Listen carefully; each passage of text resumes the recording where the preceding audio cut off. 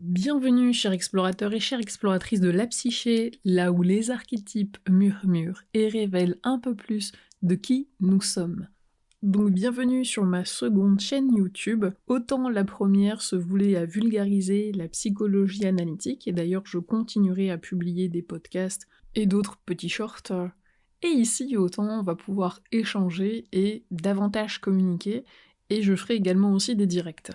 Et dans le contenu de cette deuxième chaîne, on va retrouver les archétypes, l'inconscient, mais de manière à comment est-ce qu'on les vit dans le quotidien et comment est-ce qu'on peut porter attention à nos rêves pour qu'ils nous révèlent des vérités qui sont au fond de nous et qui n'attendent que d'être révélées.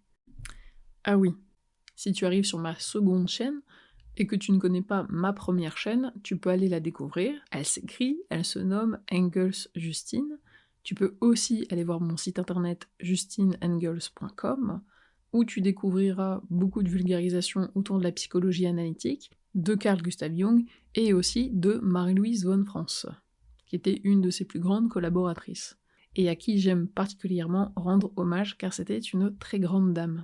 Et maintenant, s'il y a des sujets qui vous intéressent, des symboles qui vous intéressent, des archétypes qui vous intéressent, des histoires, des mythes, des contes qui vous intéressent, et que vous voulez en parler pour connaître l'interprétation, le symbole ou le sens, n'hésitez pas à les inscrire en commentaire, je me ferai une joie de répondre, et aussi de vous répondre en direct à travers cette nouvelle chaîne YouTube.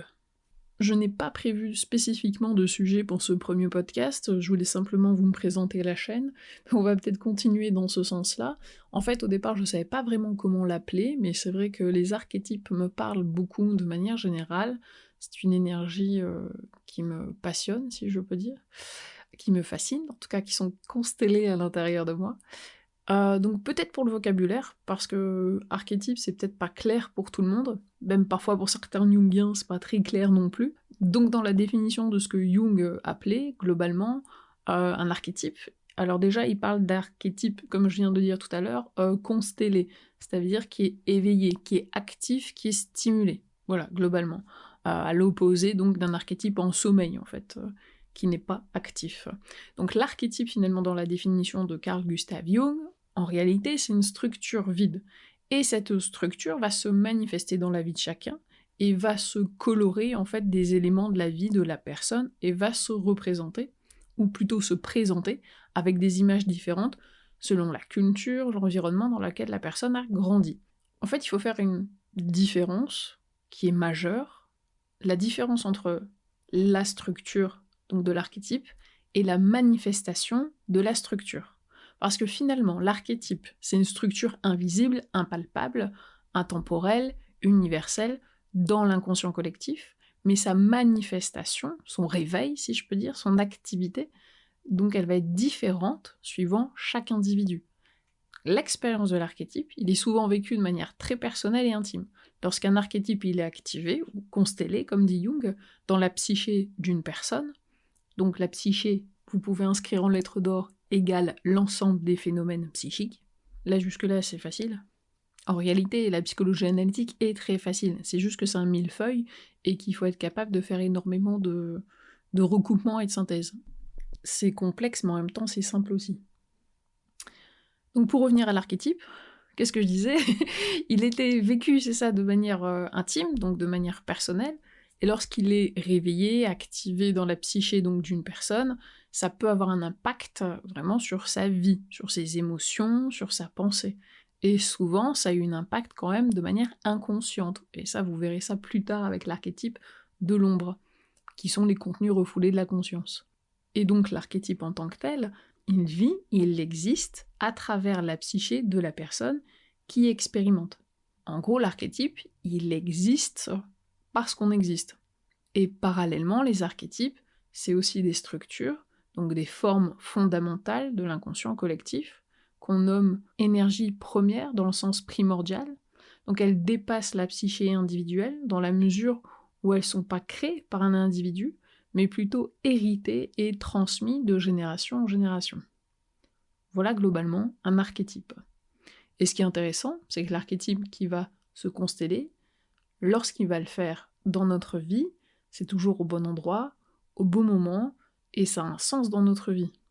Et ce que Jung a identifié finalement, bon déjà ça c'est phénoménal, à le traduire de cette manière-là. Après d'autres, lui, avant, l'avaient théorisé, l'avaient fait, dans la lignée plutôt philosophique et pas psychologique. Par exemple, Platon il parlait c'était d'idées ou d'essence primordiale.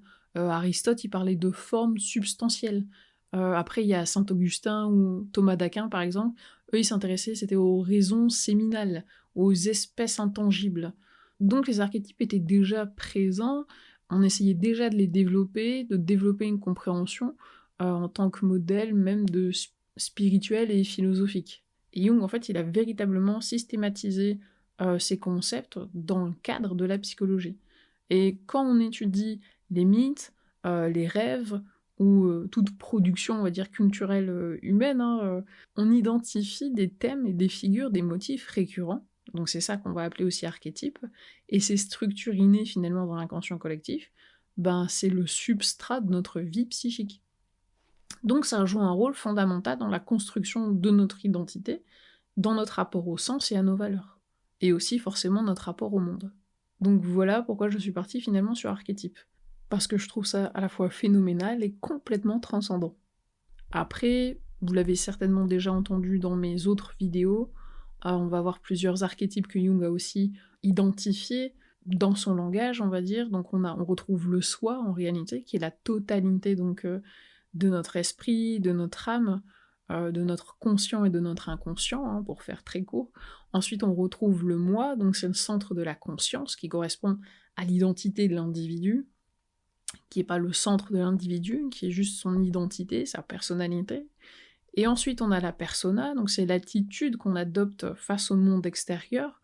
On parle de persona aussi, ou de masque de manière générale. Donc les masques qu'on présente finalement suivant des circonstances familiales, professionnelles, amoureuses. Et la très fameuse ombre, qu'on juge plutôt négatif, mais en soi c'est pas spécifiquement négatif, ça contient juste des dimensions qu'on n'aime pas en fait, qu'on appelle refoulées. Et cette ombre, elle vient des refoulements de la conscience, par incompatibilité, on va dire, avec l'orientation de la conscience. Donc ça a été dans notre environnement, dans notre enfance, des interdits, des aspects honteux ou inacceptables de soi-même, positifs comme négatifs, parfois de manière consciente et parfois de manière inconsciente, et ça c'est ce qui va alimenter l'ombre en fait. Et l'ombre, comme son nom l'indique, ça va être ce qui est juste derrière nous et qui va nous suivre. Et ce qui compte ensuite, c'est d'aller dans le processus, ce que Jung va appeler le processus d'individuation. C'est que le but de ce processus d'individuation, ça va être de réunir l'unité consciente et inconsciente. Le but, c'est d'intégrer toutes les qualités subtiles qu'on porte en nous, et avec une réintégration des contraires. On porte le bien, on porte le mal. Vous en connaissez d'autres. La lumière, l'ombre, on peut avoir encore l'ordre, le chaos, l'harmonie, la discorde, la justice, l'injustice, le courage, la peur. On a quoi encore? Le jour, la nuit, l'union, la séparation, l'amour, la haine, l'ouverture, la fermeture, le calcul, le raisonnement, la spontanéité, la logique, l'instinct, la raison, l'émotion. Ça, on pourra aller plus loin avec les MBTI, c'est aussi intéressant.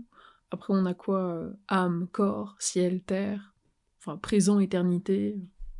Et dans l'union des contraires, ce qui devient intéressant, c'est que Jung a identifié l'archétype de l'anima et de l'animus. Donc c'est l'archétype masculin et féminin présent dans l'inconscient de chaque individu, quel que soit le sexe biologique, et leur orientation sexuelle. L'anima, c'est l'archétype féminin dans l'inconscient masculin, tandis que l'animus, c'est l'archétype masculin dans l'inconscient féminin. Et ils peuvent être considérés comme des représentations symboliques de la relation entre les sexes. Et cet archétype symbolise aussi l'équilibre intérieur et l'intégration des polarités masculines et féminines. Et ils sont essentiels pour atteindre une certaine harmonie, déjà au sein de la personnalité, en vue de la totalité, de l'union des contraires. Donc, atteindre le soi, ou se laisser atteindre. Et ce qui est encore plus fascinant avec les archétypes, c'est leur façon dont ils vont venir parler intimement à un individu avec une manière personnelle. C'est extraordinaire. Faut vraiment faire l'expérience. Et ça, notamment, vous faites l'expérience aussi dans vos rêves. D'où l'importance de se tourner vers les rêves, qui sont des fenêtres de dialogue avec l'inconscient. Enfin, c'est pas un dialogue direct, c'est plus l'inconscient qui nous parle et le moi qui interprète et qui peut agir ensuite dans la réalité, ou plutôt dans la vie éveillée, en fonction de ce qui lui est révélé. Donc les rêves sont vraiment des boussoles. D'ailleurs, ce qui est extraordinaire, c'est qu'on les utilisait avant en termes d'oracle, de présage, de prophétie, et aujourd'hui, nos cultures modernes les ont explosés à un ramassis plutôt New Age, de bêtises, etc. Pire encore, on a aussi la version scientifique, où c'est uniquement le cerveau qui fait des productions de songes et on ne sait pas d'où ça vient. Non mais, s'il vous plaît. Comme s'il fallait surtout pas y aller, et comme s'il fallait vraiment s'en méfier, alors que c'est des portes ouvertes vers plus de sens dans nos vies, et d'être aligné justement avec le soi, et d'entamer ce processus, et de parcourir le processus. D'ailleurs, il y a une phrase de Jung à ce propos que j'aime beaucoup. Il disait « Ce n'est pas en regardant la lumière qu'on devient lumineux, mais en plongeant dans son obscurité ». Bon voilà pour le petit podcast spontané. Peut-être que ma voix a fléchi à un certain moment donné parce qu'il commence à se faire tard et que je suis un peu fatiguée. Donc j'espère que ce que je vous ai partagé sera bienvenu. Et s'il vous plaît, portez attention à vos rêves avec le plus grand respect, que ce soit des cauchemars, des rêves répétitifs ou de grands rêves, de magnifiques rêves. Surtout, ils sont tous importants.